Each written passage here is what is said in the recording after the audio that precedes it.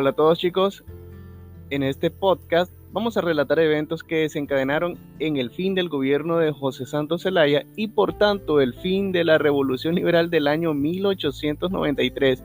La idea de este podcast es crear material de apoyo para la clase de estudios sociales en cuarto grado de primaria.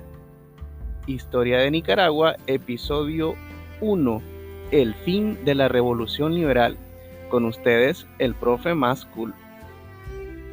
En 1904 comenzó la construcción del Canal de Panamá, que fue inaugurado el 15 de agosto del año 1914.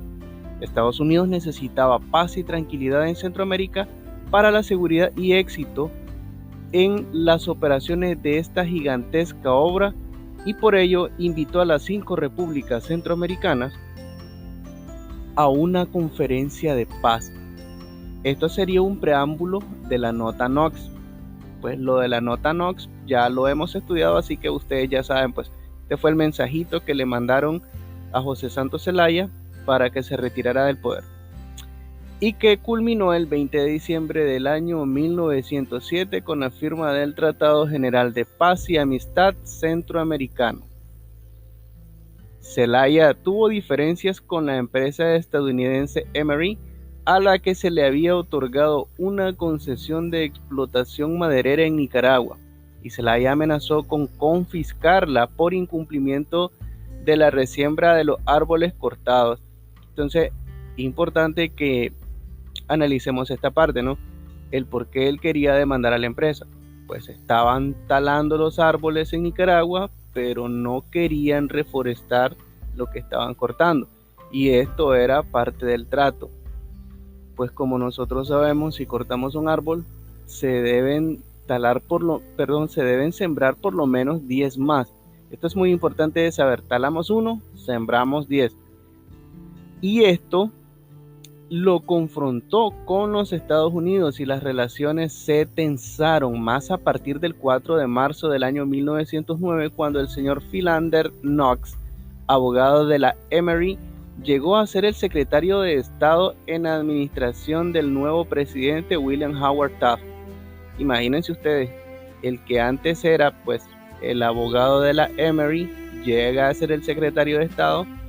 Esto significaba más problemas para Zelaya. Sin embargo, el 19 de septiembre del año 1909 se llegó a un arreglo muy caro, por cierto, para Nicaragua, porque pues la moneda en esos días tenía, digamos, un valor como que mucho más importante que hoy, por el que se debía pagar $600,000 por la cancelación de la concesión en cuotas de $50,000 por año. Hoy en día ustedes dirían, pues eso es poquito, pero en aquellos días sí era un montón. Era bastante, $50,000 por año, siendo el primer pago de inmediato. Y en diciembre del año 1908, el general Juan José Estrada fue nombrado por Zelaya intendente en la costa atlántica y, estando allí, percibió el descontento general contra el presidente Zelaya. Estrada, quien también era un liberal, se entendió con Emiliano Chamorro, el naciente caudillo conservador, quien también consiguió apoyo de parte del presidente Estrada Cabrera de Guatemala, que era un conservador, para derrocar a Zelaya. El 10 de octubre del año 1909, Estrada emite una proclama en la que se declara como nuevo presidente de la República provisionalmente y acusa a Zelaya de actos de malversación y enriquecimiento ilícito. A esta rebelión militar se le unen los exiliados nicaragüenses del resto de Centroamérica.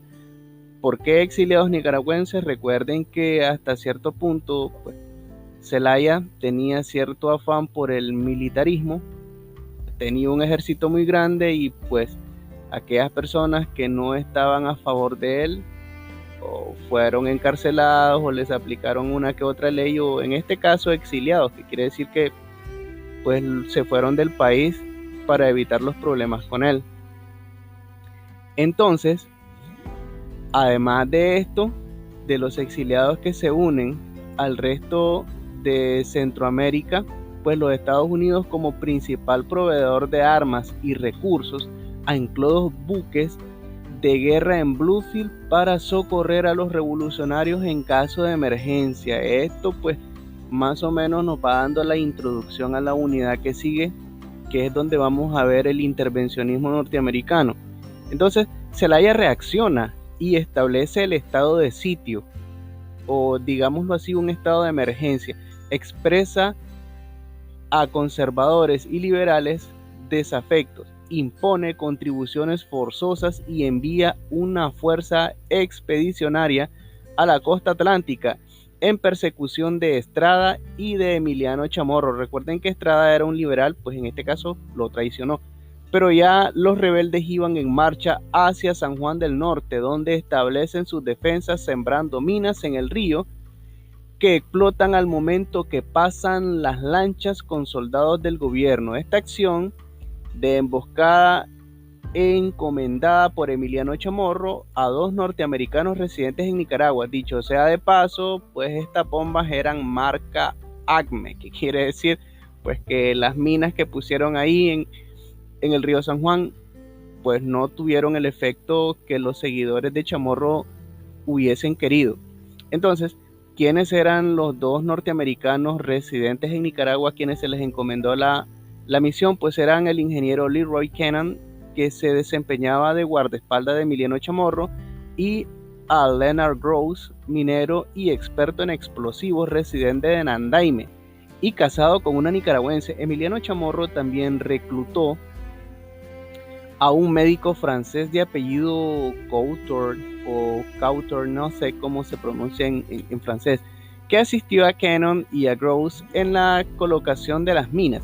El 4 de noviembre del año 1909, al momento que pasaba el barco, el Diamante, ese era el nombre del barco, el Diamante, con 300 soldados, hicieron explotar las minas, pero la explosión no causó el daño esperado y los soldados salieron ilesos en persecución de los atacantes, a quienes capturaron y llevaron detenidos al castillo de la Concepción.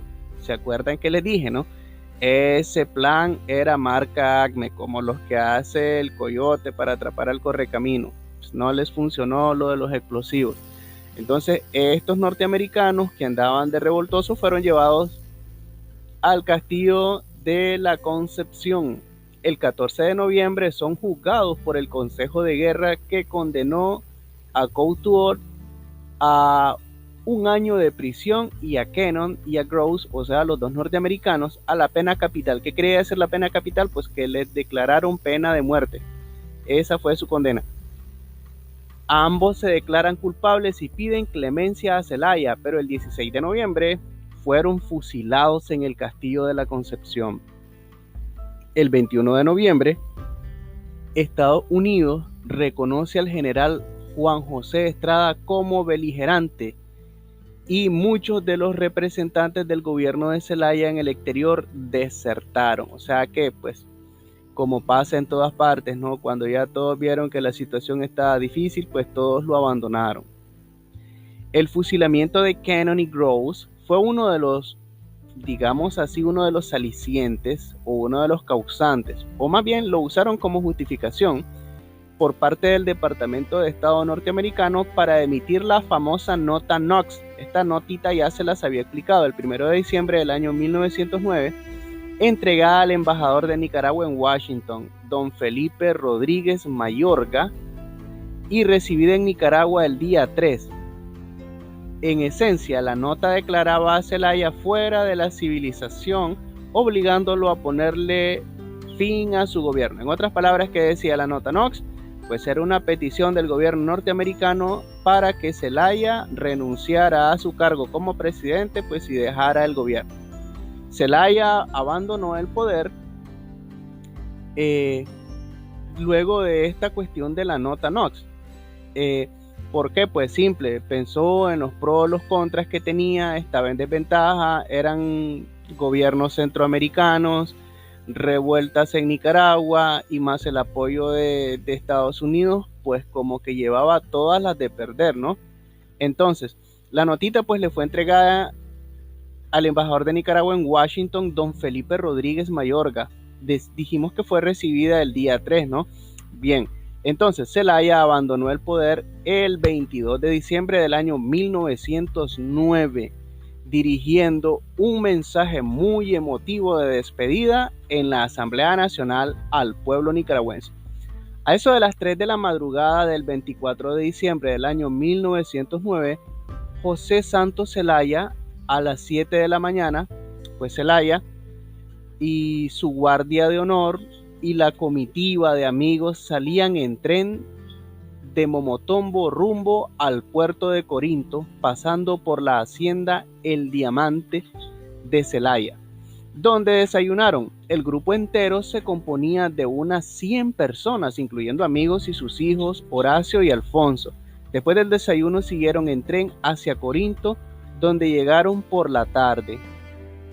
El 25 de diciembre, ya en Navidad del año 1909, Zelaya abordó la fragata acorazada que se llamaba General Guerrero, ese era el nombre del barquito, enviada por México con destino a Salinas Cruz, México, donde fue recibido el 30 de diciembre del año 1909, llegó casi para celebrar el año nuevo, por el presidente don Porfirio Díaz. El 30 de enero del año 1910 salió en tren para Veracruz, de donde partió para Bélgica en un barco español. Mientras tanto, Francisco Castro, su secretario, salió para Salinas Cruz, de donde viajó a El Salvador y Nicaragua a hacer los arreglos para que la familia de Zelaya saliera del país hacia Bruselas tan pronto como les fuera posible.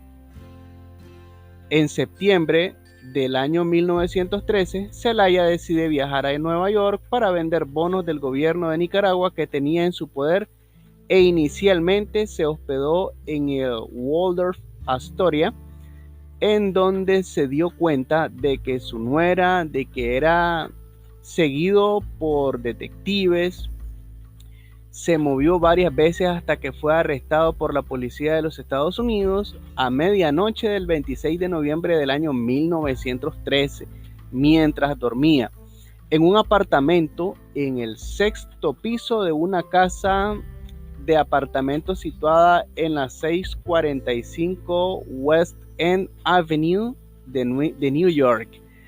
Al momento de su detención, Zelaya llamó a su abogado Luis Correa.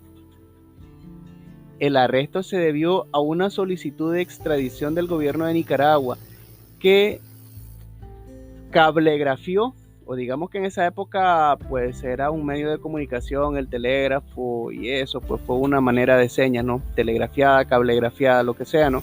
Las acusaciones de asesinato de Domingo Toribio y de Sixto Pineda de Masaya cometidos por Zelaya, las negociaciones entre el general Chamorro, ministro de Nicaragua en Washington, y los abogados de Zelaya se suspendieron cuando Nicaragua resolvió retirar la acusación. El abogado de Zelaya en Washington, Mr.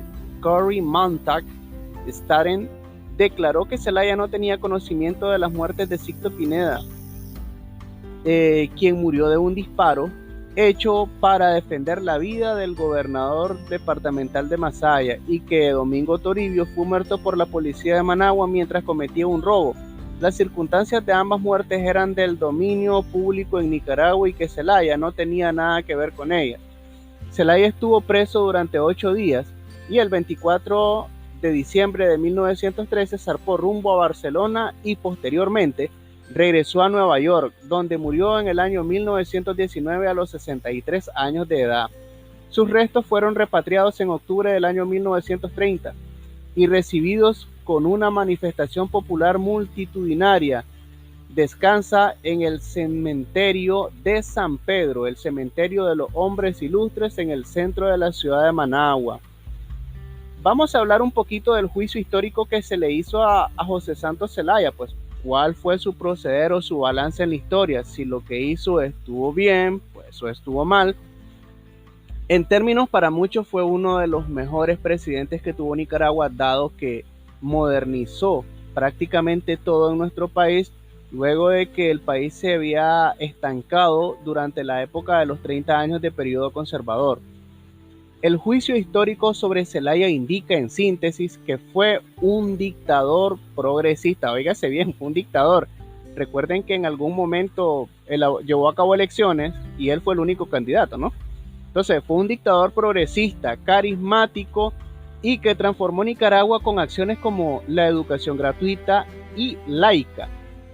Y obligatoria además de eso, ¿no? Porque fue obligatorio estudiar, no como en algún momento en la época de los conservadores, pues que solamente los que tenían dinero podían ir a la escuela. Legisló el matrimonio civil y el divorcio.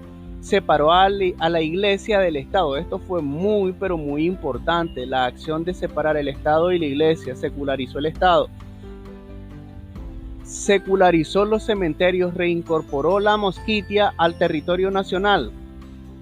Legisló la libertad civil para la mujer, la autonomía municipal, el ordenamiento jurídico del país, tituló terrenos baldíos, estableció el Museo Nacional y el Archivo General de la Nación, organizó la Dirección de Estadísticas y Censos, levantó el primer censo nacional, formó el Consejo Electoral para que el pueblo emitiera su voto directo, libre y secreto, aunque él mismo solamente se sometió al voto popular por solo 2 veces y como candidato único. O sea que las 2 veces que él se eligió, él era el único candidato que corría en ese litigio, en esas elecciones, ¿no? Por tanto, obviamente él era el ganador.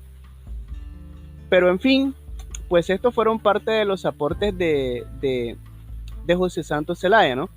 Aunque bueno, en lo económico el país avanzó y alcanzó un rápido crecimiento en el comercio exterior. Recuerden que durante la época de los conservadores mucho de lo que se producía era solamente para el consumo nacional. Construyó más vías férreas, más líneas telegráficas, más transporte lacustre, más caminos. En fin, como decía el título al inicio, ¿no? Fue un dictador progresista. Sin embargo, causó mucho sufrimiento como consecuencia de los efectos negativos de una fuerte dictadura, persecución y encarcelamiento de adversarios políticos, confinados a remotos lugares del país o sometidos al exilio a países vecinos. Imponía multas y contribuciones forzosas a sus adversarios, de manera que los llevaba a la ruina económica. Era maquiavélico. Esta palabrita maquiavélico es el apellido de un escritor famoso, un pensador llamado Nicolás Maquiavelo. O sea, maquiavélico se utiliza mucho por aquella frase de Nicolás Maquiavelo que decía: el fin justifica los medios. O sea, que si yo quiero lograr algo, no importa cómo lo haga, lo importante es que lo logre. No necesariamente esto quiere decir que así tiene que ser, pero era la manera como José Santos Zelaya lo hacía. Nunca quiso entenderse sinceramente con ningún partido, ni siquiera con el que profesaba sus mismas ideas, sino que desde un principio maquinaba para debilitarlos y poder quedarse él solo en el poder, gobernando como un único señor y mandatario absoluto. En conclusión, pues desde la parte económica y la modernización del país, pues tuvo una gran influencia y hay un punto y aparte, un antes y un después con él. Sin embargo, desde otro punto en la parte humanitaria, pues fue un caudillo, un dictador que se intentó adueñar de todo. De hecho, tuvo uno de los ejércitos más grandes en su momento durante estaba acá. Creo que de cada 100 habitantes, al menos 10 eran militares. Un 10% de la población de Nicaragua eran soldados, y por eso pues sus vecinos en Centroamérica le temían, y por eso no era una garantía de paz para las aspiraciones del gobierno norteamericano. Dado estos hechos, él se tuvo que ir. Por el simple hecho de las represiones y de hacer todos estos actos en contra de sus adversarios, pues fue que se formó una nueva revolución, y por eso incluso los países centroamericanos que estaban en contra de él apoyaron a los revolucionarios nicaragüenses, incluso el gobierno norteamericano, para que él se fuera del país. Al final pues lo lograron. Bien, entonces este ha sido nuestro podcast. Yo espero que les haya gustado el contenido que estamos trabajando. Muchísimas gracias a todos. Espero que les haya gustado mucho este contenido porque vamos a seguir haciendo más. Y recuerden, ¿no? Estás explorando la historia con el profe Másculo.